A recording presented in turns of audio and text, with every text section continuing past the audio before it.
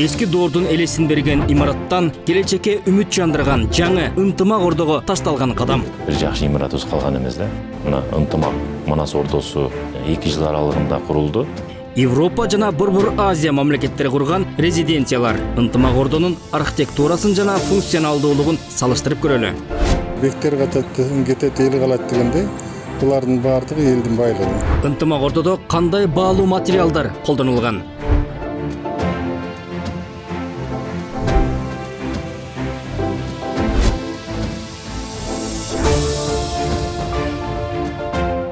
Жаркыраган ынтымак Манас ордо. Бул жөн гана жаңы имарат эмес, мында кыргыздын улуттук идеологиясы, духу, намысы, жаңыча көз карашы жатат.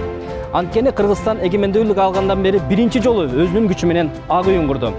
Ага жараша архитектуралык эмгекке улуттун тарыхы, маданияты, кыргыздын жүрөгүндө жашаган иденттүүлүгү камтылды. Азыр башкасын көтүрүп биринчи мына ушундай өзгөчөлүктөрдөн баштайлы. Анткени сырттан келген конок архитектуралык көрүнүштөрдөн эле мамлекеттин кандай багытта баратканын баамдайт эмеспи? Кыргызстан менен чогуу Советтер Союзунун курамында болуп, бир убакта эгемендикке кадам таштаган Казакстан, Өзбекстан, Тажикстан, Түркмөнстан өлкөлөрү жаңыча көз карашын чагылдырып, четинен президенттик администрацияларын жаңыртып чыгышкан. Кошуналар арасында советтик доордо курулган 3 жолку төңкөрүш көргөн ак үй жалгыз Кыргызстанда гана бар болчу. Өлкө тарыхта кылымдар бою кала турган жаңы имаратка канчалык архитектуралык өзгөчөлүктү камтай алганына токтололу. Ордонун эң бийик болгон ортоңку бөлүгүнө кыргыздын калпагынын элесин берип турган архитектуралык эмгек жайгаштырылган. Көчмөн эл калпакты эч качан жерге, баскылыкка ташташкан эмес. Ынтымак Манас ордонун жалпы түзүлүшүнөн калпактын элесин бөлүп өзүнчө бийик койгон идеяда улуттун нарктуулугу жатат.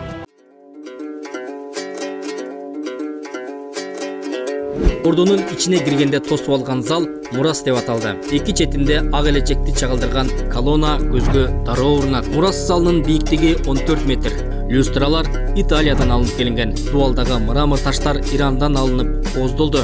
Ал эми жыгачтан шпон же кыргызча айтканда каптамалар Италияныкы.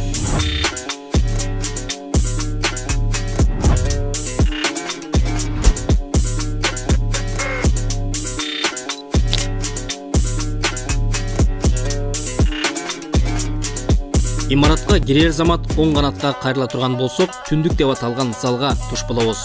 Мындан ары масштабтуу деңгээлдеги жолугушуулар үчүн кенен шарт түзүлдү. Сырттан келген жоон топтун өкүлдөрү бири-бирине ыңгайсыздык жаратпай иш алып бара алышат. Түндүгүңдөн түтүн өчпөсүн. Бир түндүккө бир кыргыз дегенеңди сөздөрдөн эле түндүк кыргыз үчүн канчалык маанилүү экенин билсек болот. Ынтымак Манас ордодо мына ушул түндүктүн астында маанилүү иш-чаралар, маанилүү келишимдер, маанилүү чечимдер аткарыла турган зал жайгаштырылган. Мындай зал эски ак үйдө жок болгондуктан коноктор алдында ыңгайсыздык жаралчу. Түндүк залынан алыс эмес жерде тар чөйрөдөгү жолугушууларга ылайыкталган Семетей залы жайгашты. Мурас түндүк Семетей залдарын байланыштырган коридор жети дуандын ынтымагын таңазалап турат. Айтмакчы, президент элдин пикирин угуп чыгып, эң оголу ынтымак деген ниет менен ордонун аталышын тандап алганы эске түштү. Имараттагы 7 облусту бир ордого бириктирген архитектуралык эмгек. Мунун сүрөтчүлөрү атайын ушул жерге 7 облустун сүрөтүн тарткан. Мисалы Чүй, Талас, Нарын, Жалал-Абад, Ысык көл, Ош жана Баткен облустарынын сүрөттөрү мында чагылдырылган. Коноктор жолугушуулардын ортосунда бош убакытты текке кетирбей, дал ушул сүрөттөр аркылуу 7 дуанга саякаттап турса болот. Же атай күтүү залында эмеректерде олтуруп, таштарга чегилип жасалган пейзаж менен таанышуу мүмкүн. Күтүү залындагы эң бир баса белгилей турган эмгек мына таштардан атайын көчмөн элдин мындай бир сүрөттөрүнүн тартылышы. Өзүңүздөр көргөндөй, могул сүрөттүн баардыгы кол менен жасалган. Жана ушул ынтымак Манас ордодогу эң бир көп убакыт талап кылынган эмгектердин бири экени байкалып турат.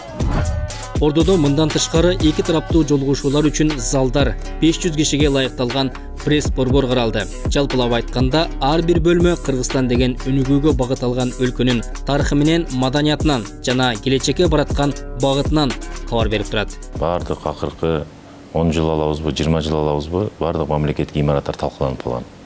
Киргенде бардыгын өзүңөр көрүп атасыздар, белгилүү болгондой, бир дагы имаратка мамлекеттик деңгээлде чоң бир имаратыбыз, бир жакшы имаратыбыз калган эмес да.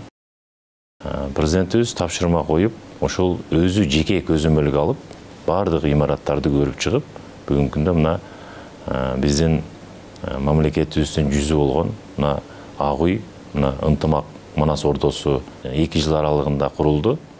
Ошол мен ойлойм жеке президентибиздин көзөмөлүндө болуп, андан сырткары мурункудай коррупциялык жолдорго жол берилбей, Камчыбек Кыдыршаевич өзү мына каражат финансы жагында көзөмөлгө алган үчүн көп иштерди бүтүрүп, мына ушул ийгиликтерге жетишип атабыз. Келечек муунга мурас болуп, кылымдар бою кызмат көрсөтө турган башкы имаратты куруу өз жолун тапкан бардык мамлекеттердеги эң жоопкерчиликтүү долбоор болуп келген. Мисалы, көптөгөн изилдөөлөрдө эң кооз Ак сарай деген ат менен жүргөн Улуу Британиянын резиденциясы 1684-жылы пайдаланууга берилип, бүгүнкү күнгө чейин кызмат кылууда. Рейтингдин башкы сабынан түшпөгөн АКШ, Польша, Нидерланд өңдүү батыш мамлекеттеринин ак үйлөрүнүн катарында Борбор Азиядан жалгыз Казакстандын Ак Ордасы бар. Кыргызстан курган ынтымак ордону советтик доорду бирге өткөрүп, бир убакта эгемендикке кадам таштаган коңшу мамлекеттер менен салыштырып көрөлү. Ак Орда Казакстандын мындан 30 жыл мурун курган Ак сарайы. Ага 22 миллион доллар коротулганы айтылып жүрөт. 2021-жылы дүйнөдөгү эң кооз резиденциялардын катарынан 7-нчи орунда турганы жазылган. Тышы Италиянын ак мрамору менен коздолуп, алтын, жашыл, көк түстөгү элементтер менен толукталган. Нурсултан Назарбаев тактадан кеткен соң, ошол эле жерде Касым-Жомарт Токаев ишин алып барууда. Ак Орданын жалпы бийиктиги 86 метр, аянты 37.000 чарчы метрде түзөт. Биринчи кабатынын шыбы 12 метр. Кыргызстан курган ынтымак ордонун жалпы аянты 39.700 чарчы метр. Ал эми имараттын биринчи кабатындагы мурас залынын шыбы 14 метр. Ал эми Өзбекстанда Ак сарай жана Көк сарай деп аталган президенттин 2 резиденциясы бар болчу. Шавкат Мирзиёев президент болуп келгенден кийин Ак сарайды музейге айлантып, Көк сарайда ишин баштаган. Кийин Чырчык суусунун боюна бир нече гектарды ээлеген резиденция курганы белгилүү болду. Тажикстан дүйшөмбүнүн борбордук бөлүгүнө Улут ордосу деп аталган имаратты 2008-жылы курду. 174 гектар жердеги жалпы аянты 9000 чарчы метрлик имаратты 300 миллион доллар сарптап куруу менен тажик бийлиги токтогон жок. Андан башка да гүл бакчаларга толгон резиденциялары бар экени белгилүү. Кыргызстан курган ынтымак ордону коңшу мамлекеттердикине салыштырсак, архитектуралык жана функционалдуулугу жагынан алганда эки башка көз карашта салынган. Ордо жупуну келип, атайы эс алуу жайлар, жабык аянтчалар каралган эмес. Бир гана иш алып барууга, жолугушууларды, жыйындарды өткөрүүгө ылайыкталган залдардан жана кеңселерден турат. Ошол эле учурда бардык жарандар үчүн ачык. Ынтымак ордого кеткен каражат так эсептелип бүтө элек. Бирок кандай болгон күндө да кошуна мамлекеттер курган резиденциялардан аянты жагынан да кичирээк, кымбат баалуу материалдарды колдонууда да үнүмдүү болгондуктан кеткен каражат эселеп аз чыгары белгилүү. Мунун баарын эске алганда ордо ашыкча чыгымы жок. Бир эле учурда архитектуралык тарыхый мурас жана өкмөттүн иши үчүн функционалдуулугу жогору, элге ачык жай болгону турат. Эми албетте буну ошондой ниет менен курушкан. Эми бул эле бир эле өзүнө ылайыктап турган эмес. Кийинки иштегендер дагы аларча резиденциясынан дароо чыга калып туруп, анан келип иштеп, жол тыгындарын кылбайлы, азыркы заманбап, ачык, жаркыраган имаратта келечектеги жетекчилер да иштесин дегендей ниет кылган. Албетте бектер кетет, эл калат дегендей, булардын баардыгы элдин байлыгы.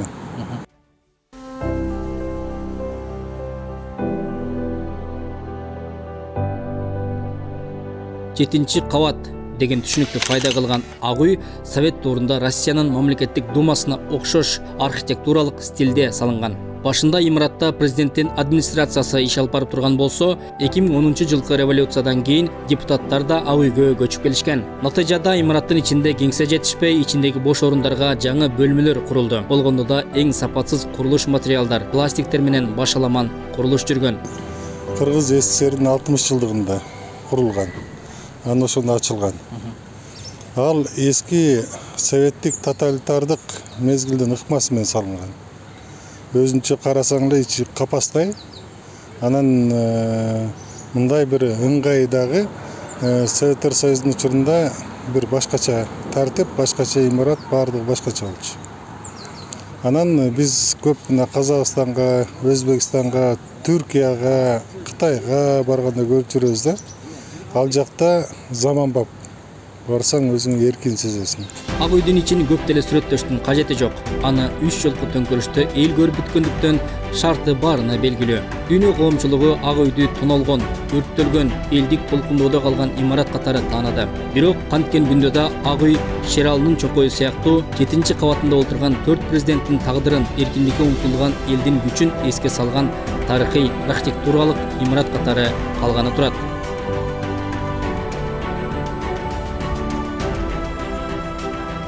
Ошентип кыргыз өкмөтү эски доорду катаал мезгилде эске салып турган эски имараттан ынтымак ордого көчтү. Жакынкы жылдары ордонун маңдайына өкмөттүк шаарча курулуп, бардык министрликтер бир жерге чогултулат. Эгер ал ишке ашса, ынтымак ордо архитектуралык эле эмес, функционалдуулугу жагынан өзгөчө, Борбор Азияга жаңылык киргизген имарат болуп калат.